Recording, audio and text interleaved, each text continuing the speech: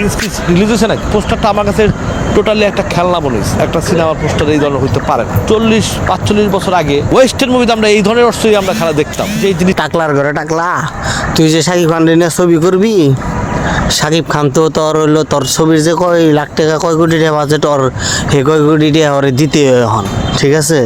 ওর নিজের বিলে কয় কোটি টাকা দিতে হয়, ওর অ্যামাউন্ট দিতে হয়। তুই ওর এনে ছবি কেমনে করবি টাকলার ঘরে টাকলা? আর তোর তো লজ্জা থাকার দরকার যে কিনাঙ্গ বাংলাদেশের মানিজ্যত বাঁচাইতেছে, ইন্ডিয়া যে ছবি করতেছে বা ভালো ভালো ছবি উপহার দিছে তার এনে মন্তব্য করতেছ। তখন আসলে তখন আকাল ডিরেক্টরের জুতা দেওয়ারই দেওয়া উচিত, ঠিক আছে?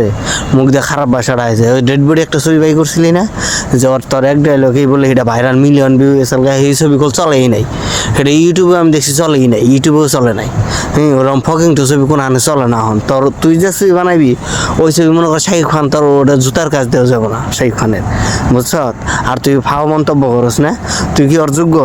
তুই যে না রিকোয়েস্ট করে তো তোর একটা ছবি করাইতে পারবি না, কারণ তোর নাকাল টাকলার ডিরেক্টরের ছবি ওই করে না, ওই হাইপোবালের ছবি করে, বুঝছ?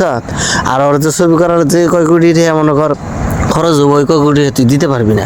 আর ওর যে নিজের যে একটা বেতন আছে, অ্যামাউন্ট আছে, যে একটা ছবি করলো ওই বেতন অনুযায়ী তোর ছবির বাজেট। টাকলার বাচ্চা টাকলা ইঙ্গের মিডিয়া ইঙ্গের সামনে কে নিয়ে যায়? ও এক গাঞ্জা করে মিডিয়া আর হিরোইনছি।